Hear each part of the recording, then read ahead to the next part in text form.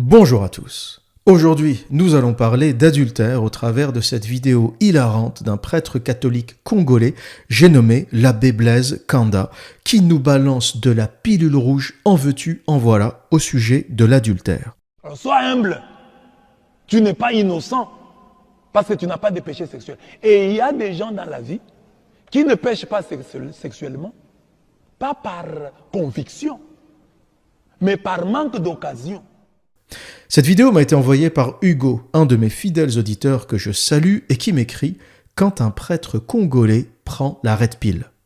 Et je vous avoue que quand j'ai regardé cette vidéo, j'étais par terre. L'abbé Blaise Kanda balance de la red pill de qualité.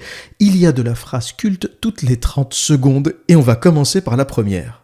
Et il y a des gens dans la vie qui ne pêchent pas sexuellement, pas par conviction, mais par manque d'occasion. Il y a des gens qui se disent « Oh, est-ce que vous m'avez déjà entendu, moi, faire ceci ?» Mais tu n'es pas beau et tu n'es pas belle. Tu as moins de tentations que les gens qui sont beaux. Il nous dit « Il y a des gens dans la vie qui ne pêchent pas sexuellement, pas par conviction, mais par manque d'occasion. » Et il continue « Tu n'es pas beau, tu n'es pas belle, tu as moins de tentations que les gens qui sont beaux. » Là, l'abbé Blaise Kanda a basculé dans la black pill. À partir de cet instant, on est dans une autre dimension. Quand j'ai entendu ça, j'ai compris qu'il était passé du côté obscur. Et il ajoute, écoutez bien parce que là, c'est de la haute voltige. Alors tais-toi. Quand tu ne commets pas de fautes contre les sexes, c'est pas parce que tu es sain, c'est parce que tu es laid. Ou parce que tu es laide. Tu as moins de tentations. Quand tu ne commets pas d'adultère, c'est pas parce que t'es sain, mais parce que t'es laid, ou parce que tu es laide, et donc tu as moins de tentations. Là, on est en terrasse. Quand j'ai entendu ce passage, j'ai arrêté la vidéo, j'ai mis pause, je suis allé me chercher un café, j'ai compris qu'on était passé du côté obscur de la force. Ce genre de truc, tu le dégustes, tu prends un peu de temps, tu respectes l'orateur. C'est pas une vidéo que tu regardes à la va-vite. On est au dernier étage, on a pété les chaises longues, le parasol, on a sorti les cocktails. Mode black pill, format suppositoire, injecté à sec. Tout d'abord, petite explication parce que beaucoup d'entre vous ne savent peut-être pas ce qu'est la black pill et je reçois souvent des messages qui me demandent mon avis sur la black pill et j'avais fait un podcast sur Patreon où je développais le sujet, où je donnais mon avis sur cette philosophie ou ce corpus d'informations. Pour le résumer simplement, la black pill, c'est une philosophie qui consiste à dire que tous les rapports hommes-femmes sont basés exclusivement sur le physique et il n'y a que le physique qui compte. Pour le dire autrement, il n'y a que les tchads, il n'y a que les super beaux gosses qui ont accès aux femmes. Et donc, selon cette philosophie, tous les hommes qui ne répondent pas aux critères du Tchad n'ont aucune chance avec les femmes. Et pour lister un peu ces critères, eh bien, c'est tous les critères de la virilité et de la beauté. Visage symétrique, mâchoire carrée, musculature développée, haut niveau de testostérone, plutôt grande taille, une bonne implantation capillaire, donc encore tous ses cheveux ou la majorité de ses cheveux, une barbe, signe de virilité, etc. Mon avis sur la question est assez simple, je vais résumer ça en 2 points, ou je vais résumer mon avis sur la black pill en 2 points. Le premier point, c'est que on est loin de la réalité et la black pill délire un peu sur la question. Et le deuxième point, c'est que c'est une philosophie qui tend ou qui pousse à la paresse. Pourquoi je pense que la black pill délire, pourquoi je pense que cette philosophie est loin de la réalité? Eh bien tout simplement, lorsqu'on observe, il suffit de se déconnecter un peu, oublier Internet, oublier les réseaux sociaux, oublier les forums, sortez dans la rue, baladez-vous et observez les gens. Et vous verrez que la majorité des hommes en couple n'ont ni une musculature extraordinaire, ni la mâchoire carrée, ni un physique exceptionnel, ni un visage symétrique. La majorité des hommes qui sont en couple sont banals. D'accord, il y a une minorité d'hommes qui sont plus beaux que la moyenne, qui sont plus musclés que la moyenne, qui sont plus riches que la moyenne. Il y en a toujours et il y en aura toujours. Mais la majorité des hommes sont relativement banals. Ça ne les a pas empêchés de se mettre en couple, de trouver une copine, de se marier, de faire des enfants, de fonder une famille. Regardez vos parents, regardez votre famille autour de vous, regardez vos grands-parents. est-ce que les hommes de votre famille sont des super beaux gosses ? Dans 99% des cas, vous allez répondre non. Et c'est la réalité de la vie, c'est que la majorité des hommes et des femmes sont banals. Les gens extrêmement beaux qui finissent acteurs top modèles ou qui arrivent à monnayer leur physique ou leur plastique exceptionnel sont extrêmement rares. Et le problème de la Black Pill, c'est un peu ça, c'est de jeunes hommes qui s'enferment dans Internet, qui s'enferment dans des forums, qui ressassent les mêmes informations. On est quasiment dans de la consanguinité intellectuelle et ils arrivent eux-mêmes à se convaincre « Ah, c'est parce que je n'ai pas la mâchoire carrée. Ah, c'est parce que je n'ai pas de barbe. Ah, c'est parce que je perds mes cheveux que j'arrive pas à trouver de copine. Ah, c'est parce que je ne suis pas assez grand. » Et à aucun moment, ils ne se disent « c'est peut-être parce que je suis con. » C'est peut-être parce que je n'ai pas d'humour, c'est peut-être parce que j'ai une situation financière de merde, et tout ça n'a rien à voir avec le physique. Et c'est pour ça que je dis que la Black Pill a tendance à pousser les jeunes vers la paresse, parce que ça les empêche de voir les autres aspects de leur vie qui ne fonctionnent pas. C'est très facile de dire « Ah, mais je suis seul, ou je suis célibataire, ou je n'arrive pas à trouver de copine », parce que je ne réponds pas aux critères du Tchad. C'est simple, et du coup, t'as rien d'autre à faire. Par contre, c'est très dur de se dire, j'ai pas d'humour, je suis pas particulièrement intéressant, j'ai une vie qui n'est pas particulièrement intéressante, je ne voyage pas, je ne fais pas de sport, je ne joue pas de musique, je ne fais pas de théâtre, je ne parle pas de langue étrangère. Et tous ces aspects participent grandement à votre attractivité. Et c'est pour ça que je dis que la Black Pill est dangereuse, c'est parce que ça pousse plein de jeunes hommes à la paresse, ça leur permet de ne plus regarder les autres aspects de leur vie. Tu vas me dire « Ah, j'ai pas de copine parce que je suis pas beau ». Je vais te répondre « T'as pas de copine peut-être aussi parce que t'es con ». Parce que t'as pas d'humour, parce que t'as pas de conversation, parce que t'arrives pas à faire rire, parce que ta vie est assez vide, tu fais rien de particulier, ni de sport intéressant, tu ne joues pas d'instrument de musique, tu ne parles aucune autre langue. Et peut-être que le fait d'être un individu relativement banal et peu intéressant est à la source de tes problèmes. Parce que des mecs pas très beaux qui arrivent à pécho avec de l'humour, avec de la tchatch, avec une vie intéressante, il y en a plein. Et d'ailleurs, c'est souvent ce qui pousse les hommes à devenir intéressants. Lorsque tu regardes quelqu'un comme Woody Allen, Woody Allen n'a rien pour lui. Enfin, physiquement, si on devait avoir une antithèse ou un miroir négatif du Tchad, c'est Woody Allen. Le mec n'a rien pour lui, ni masse musculaire, ni physique. Il est myope, il est petit, il perd ses cheveux, il est roux, il est pâle. Il a rien pour lui.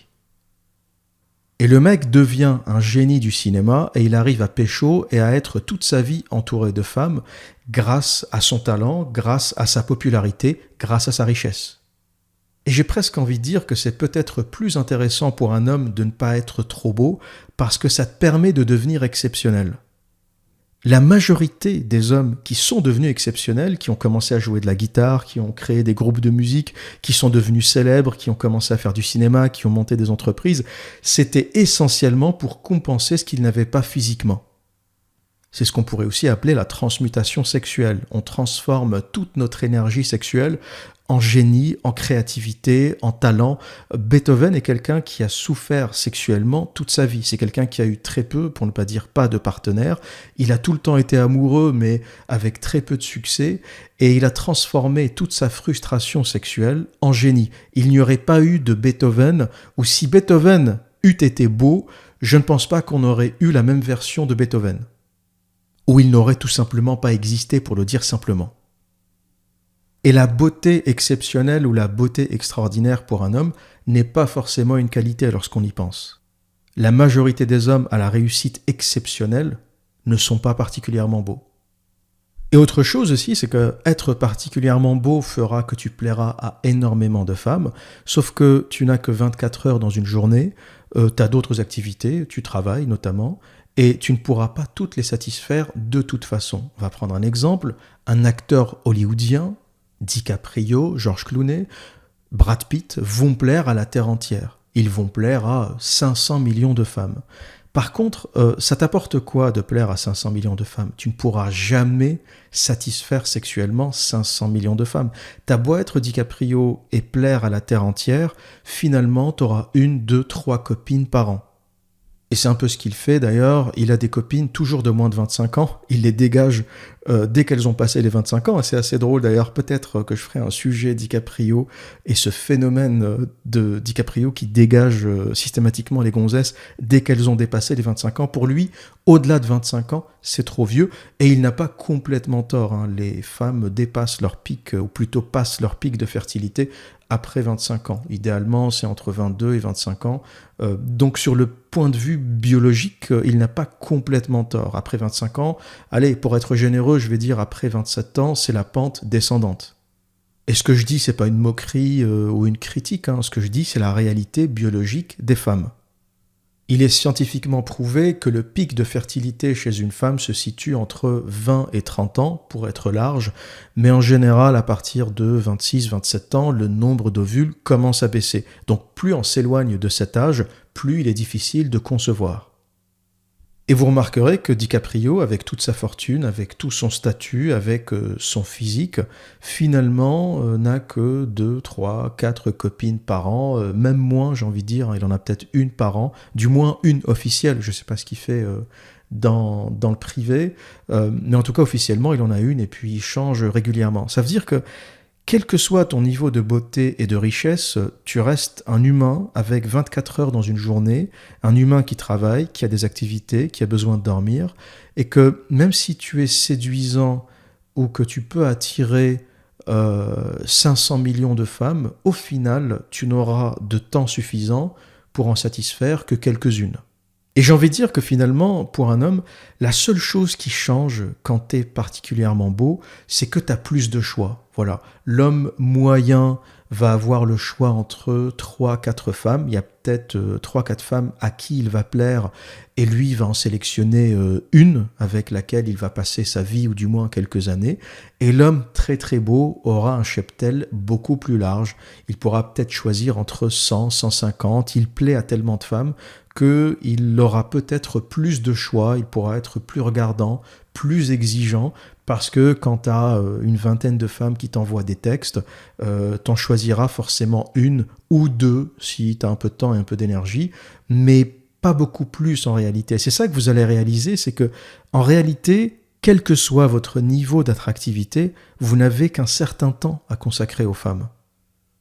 C'est ça la réalité de la vie et la réalité du monde. Tu peux plaire à 5000 femmes, tu n'auras pas le temps de les satisfaire. Même si tu es un sultan comme Soleiman le Magnifique, l'un des sultans les plus puissants de son époque, l'homme qui régnait sur tout l'Empire ottoman, finalement, avec un harem de plusieurs centaines de femmes, passait la majorité de son temps avec Roxolane, une femme originaire d'Europe de l'Est, de la région des Carpates plus précisément, qui est aussi son esclave et qui est devenue au fil du temps sa favorite. Et chaque homme aura un jour sa favorite. Tu peux en avoir des centaines. À un moment, il y a quelque chose qui va se passer avec l'une d'entre elles et c'est elle qui va prendre la majorité de ton temps et c'est certainement à elle que tu feras des enfants, etc. Donc, pour résumer cette question ou pour clore cette question de la pilule noire, de la black pill, cette philosophie un peu sombre, un peu déprimante qui explique aux jeunes hommes si vous n'êtes pas beau, vous n'avez aucune chance dans la vie, si vous n'êtes pas beau, vous n'arriverez à rien, voilà les critères de taille, de physique, de testostérone, de mâchoire carrée, etc. J'ai envie de dire que c'est plus quelque chose qui pousse à la paresse. Et la chance d'être un homme, c'est la chance de pouvoir travailler sur d'autres éléments de sa vie. Et j'ai presque envie de dire qu'être beau ou qu'être trop beau pour un homme n'est pas nécessairement une qualité. Il vaut mieux être normal ou moyen et avoir l'envie, la tentation, l'énergie, le panache de réaliser des choses et être dans un phénomène de compensation et devenir le prochain Woody Allen ou le prochain Steve Jobs ou le prochain je ne sais qui, je ne sais quoi, mais transformer son énergie sexuelle en talent et devenir quelqu'un, plutôt que d'être un super beau gosse, une espèce de statue grecque, et de ne rien faire d'autre dans ta vie, parce que finalement, ce physique, il est temporaire. Il va t'aider dans ta vingtaine, dans ta trentaine, d'accord ? Si t'es beau dans cette tranche d'âge, tu vas lever plus de gonzesses. Mais si c'est pour finir fauché à 40, 50, 60 ans, je n'en vois pas l'intérêt, je n'en vois pas l'utilité. L'avantage compétitif que te donne le physique s'érode un peu avec l'âge et on va largement préférer un homme de 50 ans qui est chef d'entreprise, qui a accompli des choses, qui a un certain statut dans sa communauté, dans sa famille. On va beaucoup plus respecter ce profil qu'un mec de 50 ans qui est paumé, qui est fauché, qui n'a pas un rond. Tu peux être beau à 50 ans, mais si t'as rien derrière, je ne sais pas à quoi te servira ce physique. Le physique exceptionnel ne te sert que quand t'es jeune. C'est un peu vrai pour les hommes, c'est encore beaucoup plus vrai pour les femmes. Alors là, pour les femmes, après 30 ans, ça n'a quasiment plus d'intérêt. Montrez-moi une jolie femme de 60 ans, tout le monde s'en branle. J'ai même envie de dire que la black pill s'applique beaucoup plus aux femmes qu'aux hommes. Là, pour le coup, si tu veux, un homme qui physiquement n'est pas extraordinaire et qui réussit peut devenir intéressant et il peut susciter l'intérêt de la terre entière. Tu regardes Jeff Bezos, il a la gueule de travers, il a un œil plus petit que l'autre, il a un œil déformé, il est chauve, physiquement, Jeff Bezos, si tu le notes, je ne saurais pas quoi lui donner, moi, 5 sur 10. Ça ne l'a jamais empêché de devenir l'un des hommes les plus intéressants, les plus riches de la planète. Une femme ne peut pas faire ça. Une femme ne peut pas devenir intéressante avec un doctorat, avec des études, avec une entreprise. Une femme est belle ou elle ne l'est pas. Et il est quasiment impossible pour elle de devenir intéressante ou de compenser comme pourrait le faire un homme. Je vous donne un exemple. Imaginez que je vous pointe du doigt une femme et je vous dis « Regardez cette femme, plutôt moyenne, vous lui donnez combien ?» Vous allez regarder, vous allez me dire « Allez, on va être généreux, 7 sur 10. » Maintenant, je vous dis que cette femme a un doctorat en physique nucléaire. Vous lui donnez combien ? Vous allez me dire 7 sur 10. Je vais vous dire, cette femme est millionnaire. Vous la notez comment maintenant ? Vous allez me répondre 7 sur 10. Le statut ne change rien pour une femme.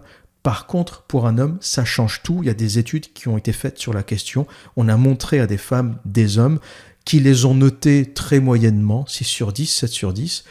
Et ensuite, lorsqu'on a dit à ces mêmes femmes que cet homme était millionnaire, qu'il était à la tête d'une multinationale, qu'il avait lancé une start-up en informatique et qu'il pesait 1,5 milliard de dollars, la note des hommes est montée. Ils sont passés de 6, 7 à 8, 9. Le statut pour un homme est important, le statut pour une femme n'a aucune importance. Et pour clore le débat, j'ai presque envie de dire que la black pill s'applique beaucoup plus aux femmes qu'aux hommes. Il est extrêmement important pour une femme d'être belle parce que c'est tout ce qui compte au final. Les hommes sont visuels. Lorsqu'on choisit une femme, on la choisit pour sa beauté, pour sa fertilité, pour sa capacité à porter nos enfants. On n'attend pas d'elle qu'elle soit millionnaire, qu'elle ait un doctorat en je ne sais quoi. Ça, on s'en branle. Par contre, les femmes s'intéressent au statut des hommes parce qu'on va être celui qui va s'occuper de la famille, acheter la maison, lorsqu'elle va être enceinte, lorsqu'elle ne pourra pas travailler, on va être celui qui va lui permettre d'éduquer sa descendance dans de bonnes conditions.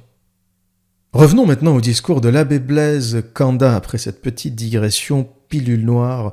C'était important d'en parler parce que on me pose beaucoup la question dans les commentaires et si ça vous intéresse, j'ai fait un podcast de Patreon dédié, je vous mettrai ça en description de cette vidéo.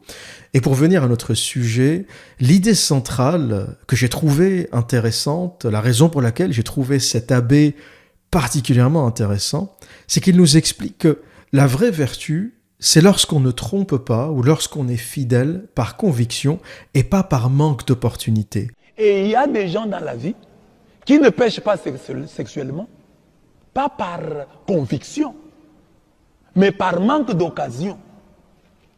Il y a des gens qui se disent « Oh, est-ce que vous m'avez déjà entendu, moi, faire ceci ?» Mais tu n'es pas beau et tu n'es pas belle.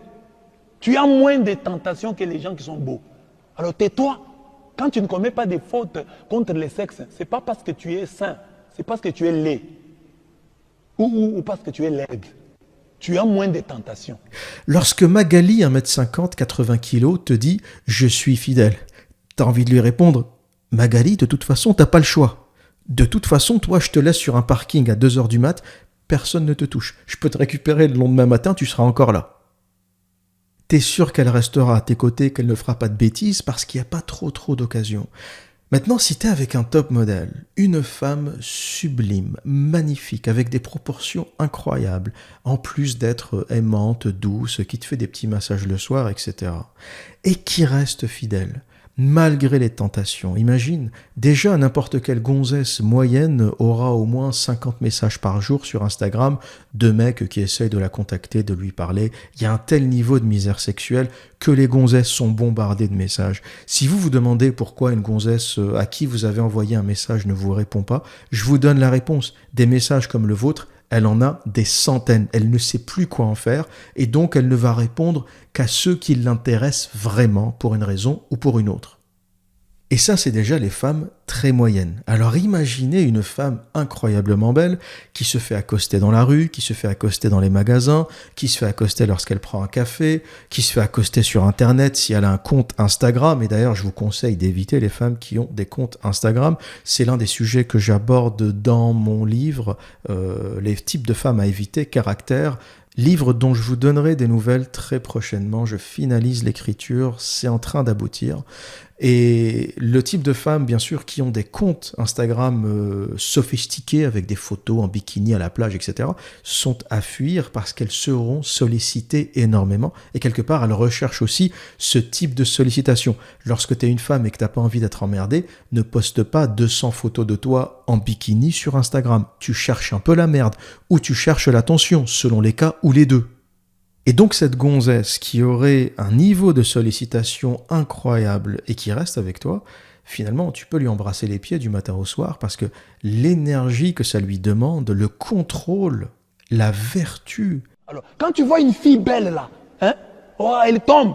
Bon, je ne dis pas qu'il faut justifier ça, mais je dis il faut être compréhensif envers elle parce qu'elle a plus de tentations que toi. Une femme qui fait ça, c'est que elle croit en quelque chose d'autre, elle croit en quelque chose de supérieur. Alors, elle est peut-être religieuse ou pas, mais en tout cas, elle a une haute conviction, une haute estime du couple, de la famille. Elle considère que c'est sacré, parce que dans le cas opposé, elle partira. Sur tous les mecs qui la sollicitent, il y en aura forcément un qui sera mieux que toi. Il y en aura un qui roule en Lamborghini, il y en aura un qui est un peu plus beau, un peu plus riche, un peu plus grand, un peu plus... tout ce que tu veux, qui a une plus grosse bite, peu importe ce qui l'intéresse ou vers quoi elle a envie d'aller, il y aura toujours statistiquement un mec qui sera mieux que toi dans un domaine ou dans un autre, ou dans tous les domaines. Donc pour qu'elle reste avec toi malgré toutes ces sollicitations, c'est qu'elle a vraiment une conviction qui transcende sa nature de femme hypergame, sa nature animale aussi. Et rien que pour ça, elle mérite toute ton estime et tout ton respect. Pareillement pour les hommes, un homme qui est riche, qui est successful, qui réussit dans la vie, qui est beau, qui a toutes les qualités, qui est grand, qui est riche, qui est tout ce que tu veux, et qui résiste à toutes les tentations de sa secrétaire, des jeunes stagiaires, des femmes qui l'entourent au travail, à sa salle de sport, dans ses activités, lorsqu'il fait des déjeuners d'affaires. On va imaginer un homme avec un statut particulièrement élevé. Un homme qui résiste à tout ça, forcément, est vertueux, parce que normalement, par défaut, il devrait céder à une tentation. Il faut se rendre à l'évidence, les hommes, collectivement, nous sommes des chiens. Lorsqu'il faut gratter un cul, il y a très peu d'entre nous qui vont dire non. Pour peu que la femme soit plutôt jolie, on va craquer. La majorité d'entre nous, 99,99999% des mecs avec une libido normale et avec un niveau de testostérone normal finira un jour par craquer. Le mec qui arrive à se retenir, qui arrive à ne pas glisser, lui est considéré comme vertueux. Et voilà ce que nous dit l'abbé Blaise Kanda, c'est qu'il faut faire la différence entre les individus qui ne commettent pas d'adultère par conviction et les individus qui ne commettent pas d'adultère par manque d'opportunité. Et il y a des gens dans la vie qui ne pêchent pas sexuellement, pas par conviction, mais par manque d'occasion. Il y a des gens qui se disent « Oh, est-ce que vous m'avez déjà entendu, moi, faire ceci ?» Mais tu n'es pas beau et tu n'es pas belle. Tu as moins de tentations que les gens qui sont beaux. Alors tais-toi. Quand tu ne commets pas de fautes contre les sexes, ce n'est pas parce que tu es sain, c'est parce que tu es laid. Ou parce que tu es laide. Tu as moins de tentations. Si Magali, 80 kg, 1m50, ne commet pas d'adultère par manque d'opportunité, elle ne peut pas être qualifiée de virtueuse. Parce que le jour où il y a un mec qui la regarde ou qui lui propose quelque chose, elle va déraper. C'est juste qu'elle n'a pas eu l'occasion. Donc on ne peut pas appeler ça de la vertu. Par contre, une très belle femme qui jamais ne dérape en raison de ses croyances et de ses convictions, ça c'est de la vertu. Pour reprendre les mots de l'abbé, tu n'es pas beau, tu n'es pas belle. Tu as moins de tentations que les gens qui sont beaux. Mais tu n'es pas beau et tu n'es pas belle. Tu as moins de tentations que les gens qui sont beaux. Lorsque tu ne commets pas d'adultère, ce n'est pas parce que tu es saint, mais parce que tu es laid ou parce que tu es laide. Et donc, tu as moins de tentations. Quand tu ne commets pas de fautes contre les sexes, ce n'est pas parce que tu es saint, c'est parce que tu es laid ou parce que tu es laide. Tu as moins de tentations. Et en résumé, il nous dit quelque part d'être indulgent envers ceux qui pourraient éventuellement commettre un adultère, envers les gens beaux, particulièrement beaux, qui commettent un adultère, parce que eux ont beaucoup plus de tentations et c'est beaucoup plus difficile pour eux de résister. C'est un peu ça qu'il nous dit pour résumer. Il nous explique simplement que les beaux et les moches, ou les beaux et les moins beaux, ne sont pas égaux face à l'adultère. Les très beaux, les particulièrement beaux, ont beaucoup plus de tentations et ça leur demande 10 fois, 20 fois, 30 fois plus de foi, de conviction et de croyance pour ne pas commettre d'adultère, alors que les moins beaux ont besoin de beaucoup moins d'énergie, de foi, de croyance, parce que eux, de toute façon, n'ont pas d'occasion, et donc, quand t'as pas d'occasion, c'est facile de résister. Et pourquoi j'ai placé ça, en faisant un peu d'humour, dans la catégorie Black Pill? C'est parce que c'est la première fois que j'entends un prêtre parler des questions physiques, des questions objectives du physique. Parce qu'en général, chez les religieux, on a toujours ces conneries de la beauté intérieure. La beauté intérieure, c'est un truc de moche, quoi. C'est, ouais, on s'en fout du physique, ce qui compte, c'est la beauté intérieure. Non, le physique, c'est important. C'est pas tout, d'accord, je suis d'accord. Ce n'est pas tout, ça ne fait pas tout. Mais c'est la première image que tu présentes. C'est la première chose qu'on voit, c'est ta façade. Que tu le veuilles ou non, lorsque tu croises un étranger pour la première fois, la première chose qu'il voit, c'est ton visage, ton sourire, tes yeux, tes cheveux, tes dents, ton corps. C'est la première chose qu'on voit. Et ensuite, on s'échange des politesses et on découvre la voix, le niveau d'intelligence, la courtoisie, la sympathie de l'autre. Ça vient en second plan. Et c'est vrai que la religion, en général, a toujours un peu évité ces questions de physique, et j'ai trouvé ça fascinant.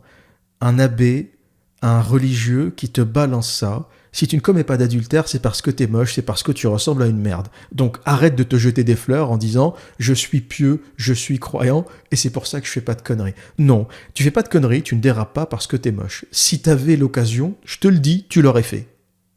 Pilule noire dans ta gueule, et de temps en temps, ça fait du bien. Tout n'est pas faux dans la pilule noire. Attention, je vous ai un peu expliqué que j'adhérais pas trop à cette philosophie. L'observation n'est pas fausse. L'observation de dire si t'es beau, t'as plus d'options, l'observation n'est pas fausse. Là où ça dérape un peu, c'est quand ça ramène tout à ça. Donc on peut avoir une observation qui est juste, mais ensuite construire toute une vie, toute une philosophie autour de ça, c'est un autre niveau. Mais l'observation de dire, cette observation est presque banale. Quand t'es beau, tu plais plus. Oui, t'as pas inventé l'eau chaude en disant ça. Oui, quand t'es un peu plus beau, tu plais un peu plus. C'est la vie, c'est animal. C'est génétique. C'est évolutionniste. On veut tous les meilleurs gènes, les gènes les plus beaux pour avoir une descendance en bonne santé, qui a des chances de réussir dans la vie, etc. Même si on ne contrôle pas toujours la loterie génétique, les chiens ne font pas des chats et vos enfants ont de grandes chances de vous ressembler. Et s'ils ne vous ressemblent pas, inquiétez-vous un peu. Et l'idée centrale de ce discours de l'abbé Blaise Kanda, c'est de dire que, pour le résumer, j'ai envie de dire qu'il y a deux idées centrales. La première, on en a déjà parlé, c'est d'être indulgent avec les gens qui commettent un adultère parce que, et surtout s'ils sont particulièrement beaux, parce qu'ils ont beaucoup de tentations, et donc c'est beaucoup plus dur pour eux, c'est très difficile pour eux de résister à cette tentation. Donc un peu d'indulgence pour les beaux gosses et les belles gosses parce qu'ils ont plus de difficultés. Et la deuxième idée centrale de son discours, c'est de dire que la vraie vertu, c'est d'être fidèle par conviction, de ne pas tromper son conjoint par conviction et pas par manque d'opportunité. Si tu as résisté à la tentation par conviction, on peut parler de vertu, de sainteté, de croyance, mais si tu n'as pas trompé ton partenaire ou ta partenaire parce que tu es très moyen ou très moyenne et que tu n'as pas vraiment tant d'opportunités que ça, On va dire que tu ne l'as pas fait par manque d'opportunité et pas par conviction religieuse ou par croyance. Et cette nuance est très importante à faire. Et il parle aussi de quelque chose de très intéressant avec ces mots. Il parle de la question du milieu social et de l'attractivité dans le cadre de ton milieu social. Quand tu vois quelqu'un qui a beaucoup d'argent, qui a beaucoup de succès, donc lui, les femmes le suivent. C'est pas comme toi, un pauvre de rien du tout. Quelle femme te suivrait, toi? Même si tu en as un petit nombre, et celles qui vont te suivent avec des problèmes. Il peut être aimé par une femme ministre. C'est une grande tentation. Plutôt que toi qui es aimé par les filles de ton quartier là, dans la banlieue sud de ta ville là, dans la banlieue, là, dans le fin fond là. Une telle fille quand elle t'aime va te faire beaucoup de dépenses. Il dit, c'est pas comme toi, un pauvre de rien du tout, quelle femme va te suivre? Ou peut-être les femmes de la banlieue sud, du petit coin où tu vis, quoi. Et même si tu arrives à être séduisant dans ton milieu défavorisé, tu n'attireras que des femmes à problème. Et il pointe avec ces mots la réalité de la reproduction sociale. Les hommes qui sont séduisants dans leur milieu social ou dans leur classe sociale inférieure, relativement séduisants ou attirants par rapport à leur classe sociale, attirent certaines femmes, mais ils n'attirent pas des femmes de qualité parce qu'ils attirent des femmes issues de milieux défavorisés comme eux, et c'est souvent des femmes à problème. Et dans les milieux défavorisés, comme les pauvres se marient entre eux, il est extrêmement dur d'échapper à la réalité de la reproduction sociale. C'est comme ça que pendant des générations, les pauvres produisent des pauvres et les riches produisent des riches. Et le meilleur exemple, c'est les Afro-Américains aux États-Unis qui ont le plus de problèmes. Les femmes afro-américaines sont celles qui causent le plus de problèmes, avec un taux de divorce extrêmement élevé, un taux de pauvreté élevé et un taux d'avortement extrêmement élevé. Vous savez, le rappeur Kanye West, qui est très controversé en ce moment, qui a balancé un tas de choses qui ont un peu perturbé les médias et savent plus quoi faire de lui parce qu'ils n'arrivent pas à le taire. Il est suffisamment populaire pour pouvoir continuer à s'exprimer, mais en même temps, ils essayent de le boycotter sans vraiment y arriver. Et Kanye West nous dit que la première cause de mortalité chez les Afro-Américains, c'est l'avortement. Écoutez très bien ce qu'il dit. La première cause de mortalité chez les Afro-Américains, c'est l'avortement. Ce n'est pas les policiers qui tuent des Noirs, ce n'est pas les accidents, ce n'est pas les maladies, c'est les avortements. Et pour vous donner quelques chiffres qui résument l'ampleur de ce phénomène, en 2019, les femmes afro-américaines qui ne représentent que 12,4% de la population totale ont été responsables de 38,4% de tous les avortements. 12% de la population responsable de 38% des avortements. Et il y a même des cas extrêmes comme dans l'État du Michigan où les femmes afro-américaines représentent 14% de la population mais sont responsables de 55,4% de tous les avortements. 14% de la population responsable de 55,4% des avortements. On peut parler à ce niveau-là d'un génocide. Les femmes sont en train de commettre un génocide si on compte le nombre d'enfants qui ne sont pas nés en raison des avortements dans la communauté afro-américaine. Ça écrase complètement les chiffres des Black Lives Matter, d'un policier m'a tué. Les femmes en avortant ont tué, ou du moins, pour ne pas utiliser de mots excessifs, ont empêché de venir au monde plus d'enfants que ce qu'on pourrait comptabiliser en bavures policières, bagarres, même guerre de clans, etc. Et ce genre de chiffres fait réfléchir parce qu'on réalise que les médias sélectionnent réellement ce qui les intéresse, ils manipulent les chiffres et ils vous expliquent que aujourd'hui le problème de la communauté afro-américaine, c'est les policiers blancs qui tuent des gamins noirs, etc.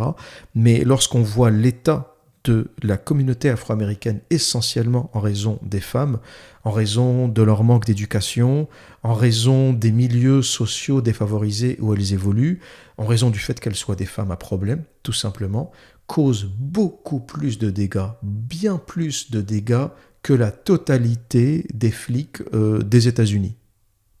Dans l'État du Michigan, elle ne représente que 14%, c'est rien du tout, c'est une minorité, et elle constitue 55% des avortements. Si vous allez dans un hôpital, dans l'État du Michigan, et que vous regardez les chiffres de l'avortement, 55%, plus de la moitié des gamins qu'on a avortés étaient, ou plutôt des potentiels gamins qu'on a avortés, étaient afro-américains.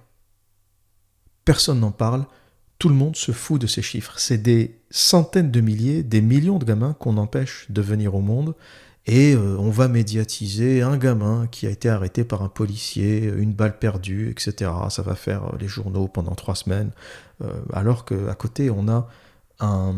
On pourrait parler de génocide. L'avortement, c'est toujours un peu compliqué. Il y en a qui vont considérer que c'est une vie, c'est un humain qu'on a empêché de venir au monde. D'autres vont vous dire non, c'était un potentiel humain, il n'y a pas encore de vie, il n'y a pas encore de conscience. Mais en tout cas, que ce soit vrai, potentiel, humain, pas humain, on peut utiliser toutes les terminologies, on peut avoir toutes les approches philosophiques qu'on veut. C'est autant d'enfants qu'on a empêchés de venir au monde. Et quelque part, ce que nous dit l'abbé Blaise Kanda, toujours avec ces mots, c'est vrai que lorsqu'on l'entend parler, on peut penser que bon, c'est un peu léger, c'est un peu simple, ça manque un peu de profondeur, etc. Mais c'est extrêmement profond ce qu'il nous dit. C'est extrêmement profond, il le dit avec ces mots, mais ce qu'il nous dit quelque part, c'est que pour un homme, ce qui est important, c'est pas uniquement d'être séduisant dans sa classe sociale, ça c'est facile. Séduire une clocharde, c'est facile. Si tu restes dans ton milieu social, tu finiras un jour ou l'autre avec une gonzesse de ton coin. Mais ce qu'il nous dit, c'est qu'il y a de grandes chances que ce soit des femmes à problème. Si vraiment tu veux attirer des femmes de qualité, il faut être séduisant à une échelle plus importante. Il faut avoir un tel degré de réussite que tu peux transcender les classes sociales et éviter de te retrouver avec des femmes à problème.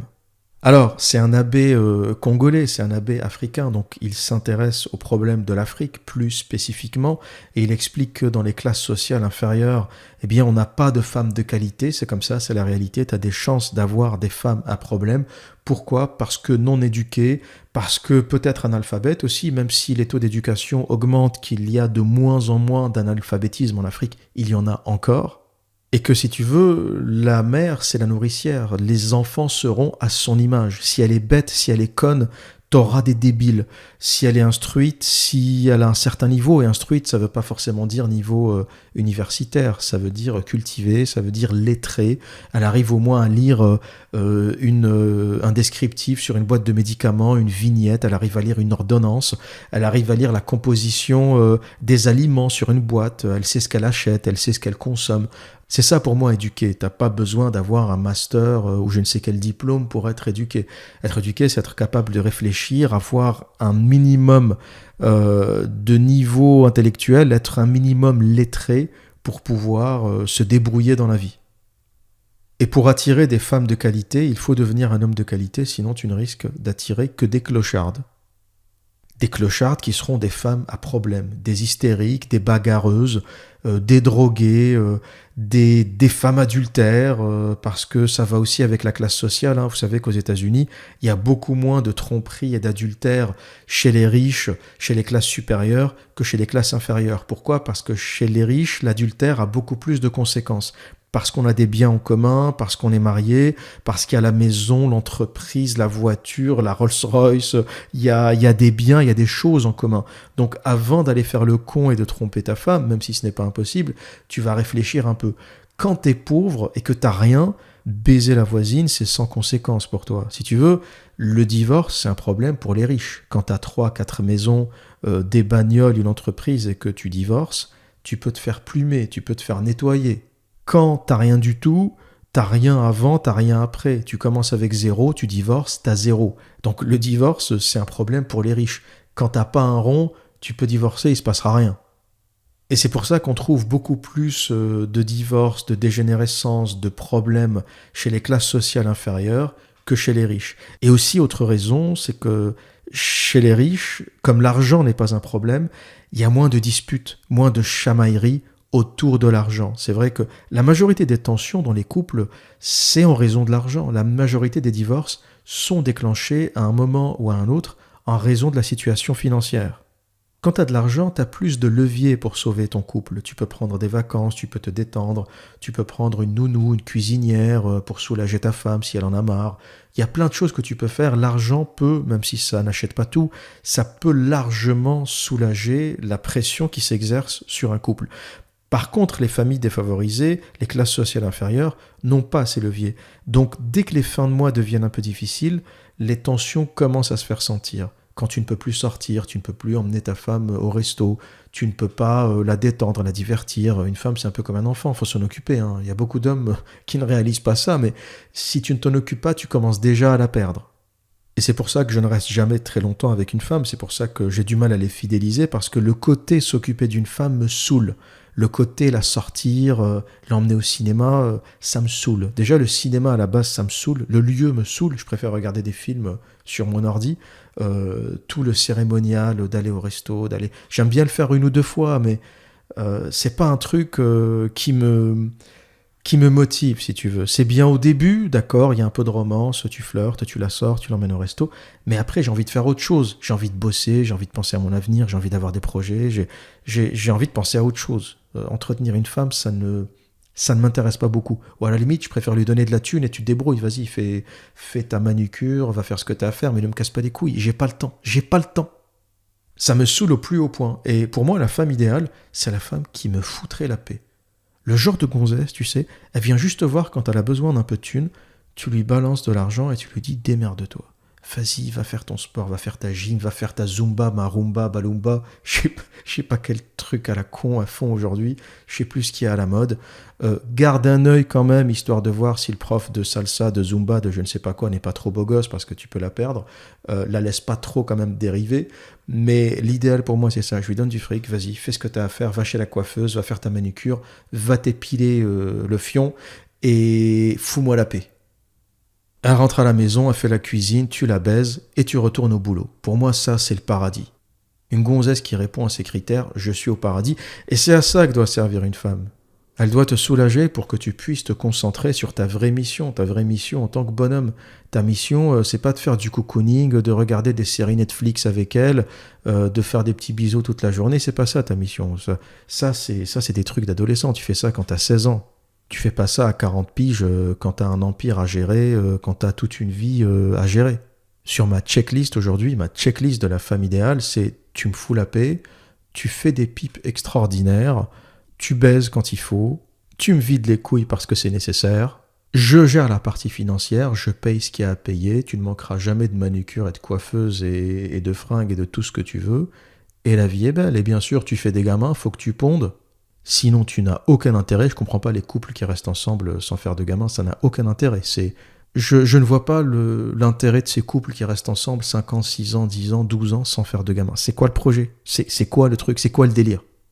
Le seul intérêt de rester avec une femme longtemps, c'est de concevoir. Sinon, c'est autre chose. Tu cherches une pote, tu cherches une amie. À ce moment-là, c'est un autre délire. Tu cherches quelqu'un pour jouer aux jeux vidéo. Je sais pas à quoi elle te sert. Si c'est pour pas avoir de gamins, autant t'amuser, tu vois, t'en prends plus. Tu prends 4, 5, 6 femmes, tu les fais tourner et tu t'amuses un peu, quoi. Je vois pas l'intérêt de rester avec une gonzesse. La seule chose qui me pousserait à devenir sédentaire et à rester avec une gonzesse pour très longtemps, c'est les gamins, c'est de procréer. C'est le seul truc, éventuellement, pour lequel je me poserais. Mais à part ça, il n'y a aucun intérêt. Donc, point intéressant à retenir, élever son statut social pour éviter les clochardes, pour éviter les femmes à problème. C'est peut-être moins un sujet dans les pays développés parce que les niveaux d'éducation font que, même dans les classes sociales inférieures, même chez les ouvrières, alors il n'y a plus vraiment d'ouvrières, mais on va appeler ça classe sociale inférieure, les femmes savent lire, savent écrire, elles ont un certain niveau. Donc, je pense que ce qu'il dit s'applique vraiment à l'Afrique ou aux pays sous-développés ou dans les couches inférieures de la société. On a vraiment des gens à problème au sens des gens qui ne savent pas écrire, des gens qui ne savent pas réfléchir, qui ne savent pas compter, qui ont vraiment des problèmes à gérer leur vie au quotidien. C'est quelque chose qui a disparu en Europe, qui a existé un peu en Europe de l'Est, par exemple, avec notamment l'alcool, qui est un grave problème dans les classes inférieures. L'alcool, la violence conjugale, les bagarres qui découlent des consommations excessives d'alcool, etc. Mais en Europe de l'Ouest, j'ai envie de dire que c'est pas très courant. Les femmes ont d'autres problèmes. En Occident, dans les pays développés, on a plus des problèmes de féminisme, de femmes qui veulent entrer en compétition avec les hommes, de femmes qui ne savent plus être des femmes, les questions de transgenre, de changement de sexualité, de questions sur la sexualité, qu'est-ce que je suis, qui je suis, est-ce que je suis un homme, est-ce que je suis une femme, c'est ce genre de problème qu'on a en Europe. Mais les problèmes que tu pourrais avoir avec une femme en raison de sa classe sociale, c'est moins applicable aux pays développés. Je pense que tu peux avoir des problèmes autant avec les femmes des classes inférieures qu'avec des femmes des classes moyennes ou supérieures également. Donc à prendre avec des pincettes, je pense que ce qu'il dit s'applique vraiment à l'Afrique ou aux Afro-Américains, où on a ce type de problème dans les classes inférieures, notamment chez les femmes afro-américaines. Il y a de vrais problèmes de comportement, d'éducation, de gestion. Représenter 55% des avortements lorsqu'on ne représente que 14% de la population, c'est assez dramatique, c'est assez fou, c'est quasi incompréhensible. Ça veut dire que quasiment toutes les femmes afro-américaines avortent aujourd'hui. Elles se débarrassent toutes de leurs gamins. Ça veut dire que la grande majorité ont eu des enfants sans réfléchir, sans savoir ce qu'elles faisaient, sans se poser de questions. C'est un vrai drame en fait. Et c'est vrai que si on est un homme qui évolue aux États-Unis, si on est un Afro-Américain, il est important de s'extraire de sa classe sociale si on veut avoir accès à des femmes de qualité. Et c'est un peu ce que font tous les mecs qui réussissent. Kanye West n'a pas pris une femme de son milieu. Il est allé chercher les Kardashians. Alors je dis pas que Kardashian c'est un objectif en soi, mais en termes socio-économiques, on est quand même dans une classe supérieure. On peut critiquer les Kardashians sur plein de sujets, mais ça reste quand même des businesswomen incroyables. C'est des gonzesses qui ont construit un empire financier avec leur cul. Et pour y arriver, faut un peu d'intelligence. Je pense que ce n'est pas juste une jolie femme avec un gros pétard. Je pense qu'elle maîtrise un peu ce qu'elle fait, niveau business, niveau marketing, niveau communication. Parce que de jolies femmes avec un gros cul, il y en a plein. De jolies femmes avec un gros cul qui ont construit un empire tel que celui des Kardashians, j'en connais pas beaucoup. À vrai dire, j'en connais pas du tout. Et maintenant qu'on a parlé de la question de la vertu, de qu'est-ce que la vertu, qu'est-ce qu'une femme vertueuse, est-ce que les beaux et les moins beaux sont à égalité face à la fidélité, on va aborder la question de l'adultère et du pourquoi de l'adultère. Parce qu'à la base, c'est un peu ça la question fondamentale, c'est pourquoi les humains trompent, pourquoi on trompe, pourquoi lorsqu'on est avec quelqu'un, on a besoin d'aller voir ailleurs. Et pour répondre à cette question, comme toujours, il faut aller chercher dans les fondamentaux, il faut retourner aux fondamentaux, il faut retourner à l'évolution. Et ce que nous dit l'évolution, c'est que les hommes veulent disperser leurs semences avec le plus de partenaires possible afin de garantir la transmission de leurs gènes et garantir ainsi la survie de l'espèce. Et les femmes, qui sont le réceptacle de ce sperme et du code génétique qu'il contient, veulent avoir les meilleurs gènes possibles et vont sélectionner et accepter de se faire dominer par les meilleurs partenaires. Pour le dire autrement, les hommes sont polygames et les femmes sont hypergames. Les hommes sont polygames dans le sens où ils ont besoin de féconder un maximum de partenaires possibles pour être sûrs que leurs gènes poursuivront leur périple dans l'éternité. Et les femmes sont hypergames parce qu'elles sélectionnent les meilleurs hommes, mais finalement, elles sont le sélecteur final. Ce sont elles qui choisissent qui aura le droit de se reproduire et ou à qui elles ne garantiront pas cette possibilité. Pourquoi ? Parce que pour la femme, se reproduire constitue un risque. Pour un homme, féconder une femme est sans risque. Tu peux très bien mettre une femme enceinte et te sauver. Pour une femme, c'est pas pareil. Une fois qu'elle a été fécondée, elle va porter cet enfant pendant 9 mois avec tous les risques que cela implique. Et la raison pour laquelle les hommes sont polygames et ont besoin d'avoir un maximum d'enfants, un maximum de descendance pour être sûrs de continuer leur périple dans l'éternité, de transmettre leurs gènes, c'est parce que le niveau de mortalité à l'époque était extrêmement élevé. Aujourd'hui, on s'est accoutumé à l'idée de dire « j'ai 2 enfants, les 2 arriveront à l'âge adulte ». Tu fais 1 ou 2 gamins et t'es quasi certain de les voir grandir. C'était pas le cas à l'époque. Il y a ne serait-ce que, je sais pas, une centaine d'années, quand tu faisais 10 gamins, t'en avais 2 qui mouraient à la naissance, t'en avais 2 qui mouraient dans la petite enfance de diverses maladies, T'en avais 2 qui mourraient au travail ou à la guerre, et t'en as peut-être 4 qui arriveront à l'âge adulte. Donc le taux de mortalité, le taux de réussite était tellement bas que finalement, fallait avoir énormément d'enfants pour en voir quelques-uns survivre, arriver à l'âge adulte et se reproduire à leur tour. Donc, côté homme, il était indispensable de le faire, et comme on est limité à une femme, un utérus, un enfant, pour arriver à des quantités importantes, il fallait que ces hommes le fassent avec plusieurs femmes. C'est pour ça que la polygamie a toujours été notre mode de fonctionnement par défaut, même si aujourd'hui certains trouvent ça archaïque, beaucoup critiquent la polygamie dans un monde de gauchistes où on a l'impression que tout doit être bien, tout doit être lisse, que c'est pas bien d'en parler, la polygamie c'est un truc de musulmans, c'est un truc de sous-développé. L'humain a toujours fonctionné en polygame, ça a toujours été notre mode de fonctionnement naturel, et il y a 8000 ans, on comptait 17 femmes pour un homme. 17 femmes se reproduisaient pour un seul homme qui se reproduisait. Il faut savoir qu'on a beaucoup plus d'ancêtres femmes que d'ancêtres hommes. La monogamie, c'est quelque chose d'assez récent. Un homme, une femme, c'est quelque chose de très récent, c'est quelque chose que la civilisation a apporté. On a réalisé que pour avoir une certaine stabilité, pour éviter de perdre trop d'énergie à sélectionner des femmes, à se battre pour arriver à se reproduire, il était important d'instaurer la monogamie, un homme, une femme.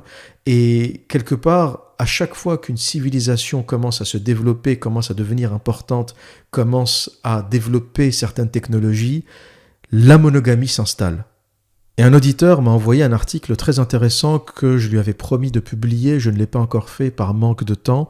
Il m'avait parlé du livre Sexe et culture, Sex and Culture, de Joseph Daniel Unwin, qui parlait justement de ce phénomène, qui a analysé plusieurs civilisations et qui est arrivé à la conclusion que la civilisation n'était possible que dans le cadre de la monogamie.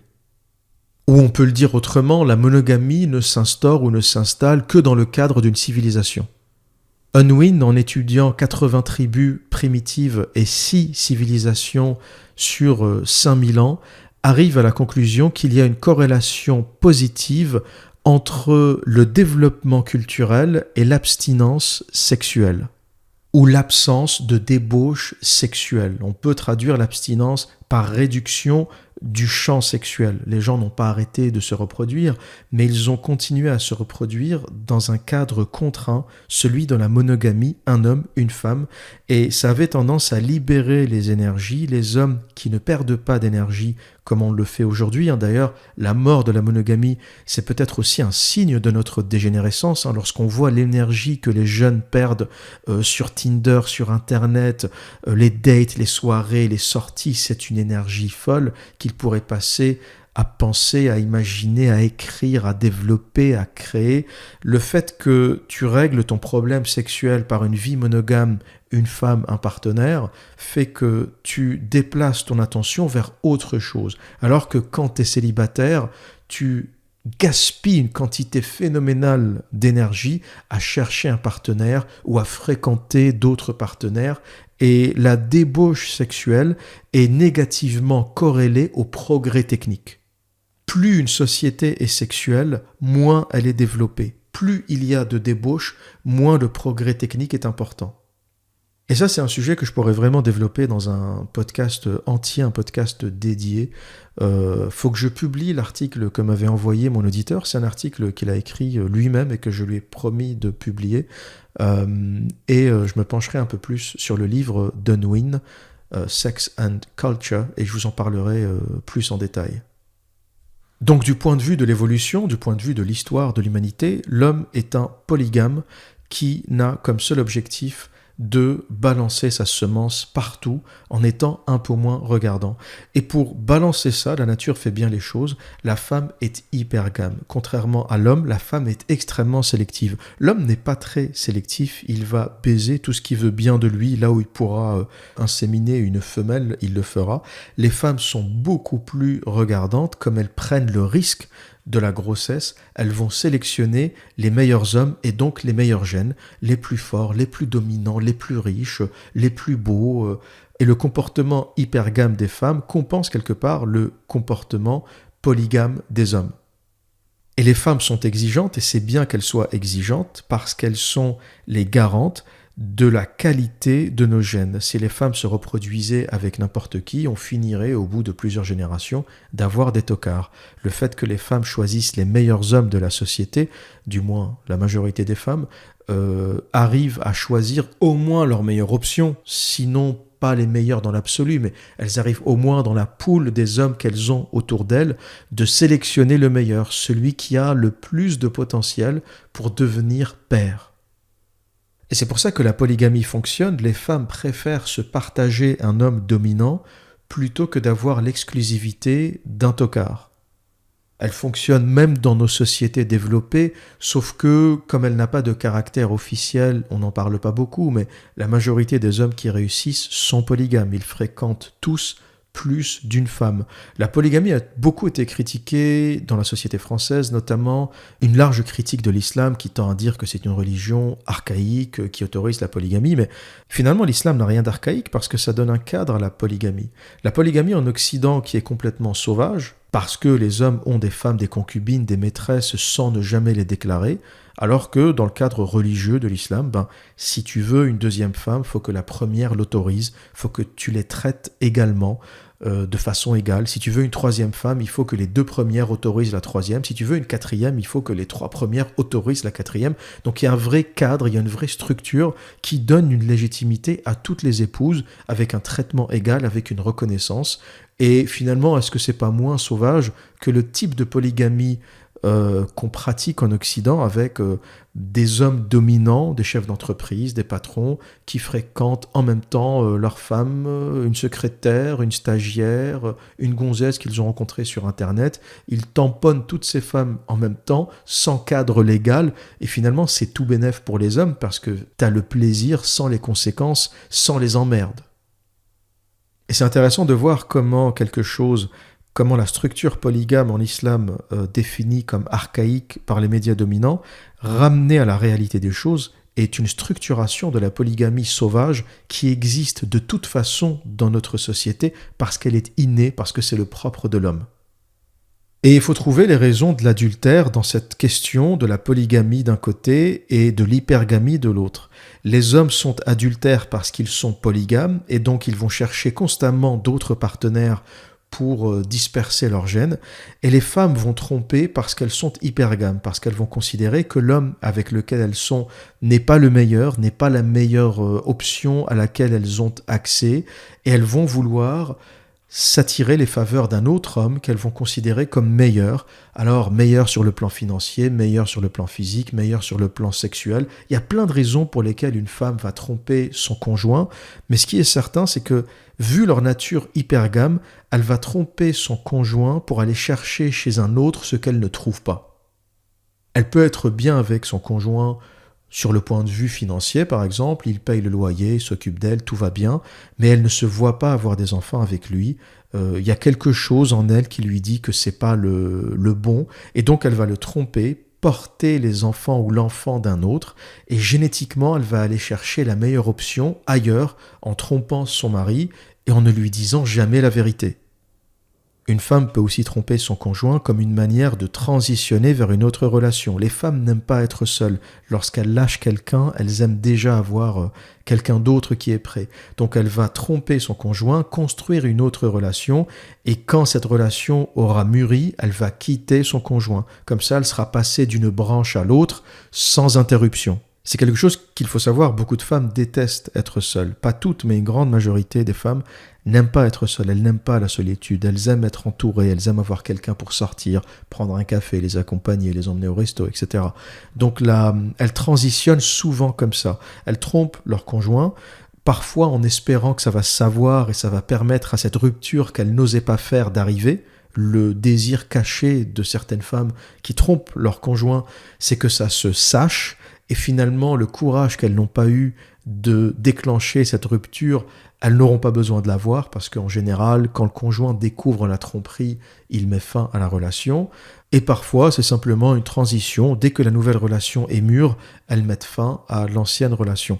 Mais en tout cas, quelle que soit la raison, le mécanisme, le désir caché, le fantasme, on est toujours dans l'hypergamie, dans cette idée d'aller chercher la meilleure option, le meilleur homme possible et imaginable auquel on peut avoir accès. Donc hommes et femmes trompent pour deux raisons complètement différentes. Les hommes sont dans une logique quantitative avec un logiciel des restes de cerveau reptilien, des restes de notre évolution, une évolution qui nous dit qu'on vient d'un milieu avec un taux de mortalité très élevé et qu'il faut beaucoup de descendants pour en avoir une poignée qui survivent. Et pour vous donner un exemple extrême, Gengis Khan, le guerrier mongol du XIIIe siècle, a 16 millions de descendants. On compte aujourd'hui 0,5% de la population mondiale qui descendrait de Gengis Khan. Je ne sais pas si vous réalisez, le mec a 16 millions de descendants. Il baisait tout ce qui passait dans la steppe. La première gonzesse qui passe pieds nus comme ça en courant dans la steppe, elle se fait tamponner par Gengis Khan. C'était une taxe, c'était le ticket d'accès. Tu traverses la steppe, tu te fais tamponner. 16 millions de descendants. Peut-être que même vous ou moi sommes descendants de Gengis Khan sans le savoir. 0,5% de la population mondiale. Ça, c'est un cas extrême de polygamie, c'est un cas extrême de dispersion des gènes. Un homme au statut, un guerrier au statut exceptionnel qui, en tamponnant tout ce qui était possible, accessible à l'époque, à chaque fois qu'il arrivait à saisir un village, il prenait les plus belles, il les engrossait et il faisait des enfants. Donc l'adultère est inscrit dans nos gènes, il est quasiment inévitable pour des raisons différentes. Et il s'agit simplement de le savoir, c'est impossible à éradiquer, c'est impossible à supprimer, et il est important de comprendre que la monogamie n'est qu'une parenthèse dans l'histoire de l'humanité, et peut-être que la disparition de la monogamie qui a été longtemps la règle dans la chrétienté est une forme de dégénérescence, ou plutôt accompagne la dégénérescence générale. Le tout sexuel, les sociétés dégénérescentes, les sociétés qui sont en plein effondrement, les civilisations qui disparaissent, sont caractérisées, selon les études d'Unwin dans Sex and Culture, par une dégénérescence sexuelle, par une recrudescence de la sexualité, des échanges sexuels, d'une dérégulation sexuelle quelque part, d'un libéralisme sexuel. Voilà donc ce que j'avais à dire pour aujourd'hui, voilà donc mon analyse de cette courte vidéo de l'abbé Blaise Kanda qui nous dit avec ses mots, ou qui développe avec ses mots, des choses assez profondes finalement. Ça peut sembler simple en surface, ça peut faire rire, c'est vrai que j'ai éclaté de rire quand je l'ai entendu dire si tu es fidèle, c'est parce que t'es laid ou parce que t'es laide, c'est parce que t'as pas d'opportunité, c'est pas parce que t'es saint ou parce que t'es vertueux. Quand tu ne commets pas de fautes contre les sexes, c'est pas parce que tu es saint, c'est parce que tu es laid. Ou parce que tu es laide. Tu as moins de tentations. C'est vrai que ça fait rire, c'est drôle, mais c'est un message beaucoup plus profond et ça nous en dit beaucoup, beaucoup plus que ce qu'il n'y paraît lorsqu'on sait analyser, lorsqu'on sait regarder, lorsqu'on sait écouter. Et je pense que la question de la fidélité ou de l'adultère sont très mal abordées aujourd'hui parce qu'on est dans une société de gauchias, on est dans une société du tout social et sociétal et on refuse de voir la génétique, de voir l'évolution, de comprendre d'où vient l'humain, qui est ce singe intelligent parce que finalement on est juste des macaques avec un quotient intellectuel un peu plus élevé que la majorité des singes, mais finalement notre substance se ramène toujours au singe. On est un chimpanzé intelligent, on est un space monkey, on est un singe de l'espace, on est un singe qui a atterri sur cette planète. Finalement, on n'est pas très différent de nos cousins primates. Et c'est pas parce qu'on écrit de la philosophie et qu'on fabrique des voitures électriques qu'on est fondamentalement différent dans notre substance des autres singes, des autres primates. Je n'ai pas honte de le dire, je suis un singe évolué, un singe doté de paroles, un singe capable de faire des podcasts, mais je suis un singe. Dans mon comportement, la façon dont je suis attiré vers l'autre sexe, la façon dont je baise, la façon dont j'appréhende la sexualité et les femmes, je suis quasiment au même niveau que le chimpanzé. ou que le bonobo, pour prendre un degré au-dessus. Et il est bien de temps en temps de revenir un peu à notre condition de singe et d'essayer de comprendre les vraies pulsions qui nous dirigent, qui nous gouvernent, les vraies pulsions qui sont à l'origine de nos comportements, et ça va de notre cerveau reptilien, de nos restes de lézards, à nos cousins primates qui ont quasiment les mêmes comportements que nous, à quelques différences près. Et la psychologie évolutionniste, encore une fois, je l'ai déjà dit et je continuerai à le dire, est un domaine très largement sous-estimé. Pourquoi ? Encore une fois, société de gauchistes, société qui aime les réponses sociales aux questions génétiques, animales, évolutionnistes, alors qu'en réalité, toute notre psychologie découle de notre évolution, et penser qu'on est fondamentalement différent des singes est une grave erreur. Pour moi, se connaître en tant qu'humain et se comprendre en tant qu'humain, c'est d'abord se connaître et se comprendre en tant que singe. Ça, c'est la base. Le primate est la base. Le comportement primate est la base. Et ensuite est venu se greffer à ça la parole, l'intelligence, la philosophie, l'art, la musique. Tout ça, c'est venu après. Ça s'est greffé sur cette structure animale. Mais la polygamie, l'hypergamie, lorsqu'on est un mâle, vouloir baiser un maximum de femelles, lorsqu'on est une femelle, vouloir sélectionner le meilleur mâle ou se laisser prendre par le meilleur mâle est un comportement typiquement macaque, c'est un comportement de singe qui n'a rien d'humain, sophistiqué et civilisé, et c'est de là qu'on vient. Ne l'oubliez jamais. Voilà ce que j'avais à dire pour aujourd'hui. Et que dire d'autre ? Eh bien, comme à mon habitude, prenez soin de vous et à très bientôt.